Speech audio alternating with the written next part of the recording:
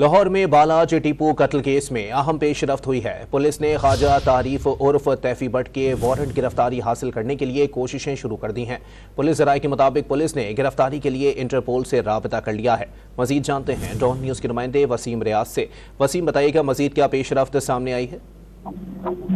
जी देखिए, बिल्कुल चौंक के इलाका में अमीर बालाज टीपू को जब वो कत्ल किया गया था, जिसके बाद मुकदमे में नामजद मुल्जिमान की गिरफ्तारी के लिए पुलिस की कार्रवाइयां जारी हैं। पुलिस ताहाल किसी भी नामजद मुल्जिम को गिरफ्तार नहीं कर सकी।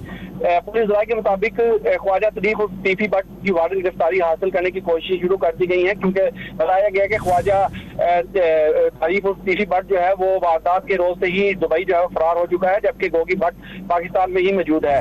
इसकी गिरफ्तारी के लिए पुलिस ने इंटरपोल से जो है वो राब्ता कर लिया है और इसके वारंट गिरफ्तारी मिलने के बाद पुलिस की टीम इंटरपोल की मदद से दुबई से जो है गिरफ्तारी को यकीनी बनाने की कोशिश करेगी। ताहम लाहौर में और पाकिस्तान की मुख्तलिफ जगहों पर भी जो मुल्जिमान है उनकी गिरफ्तारी के लिए छापे मारे जा रहे हैं। दूसरी तरफ पुलिस ने जो हमलावर था मदर हुसैन, उसकी रिहाइशगाह पर भी विजिट किया और वहां पर जो अहले इलाका थे उनके कुछ बयान जो है वो कलमबंद किए। उसकी बीवी को पुलिस पहले ही शामिल तफ्तीश कर चुकी है।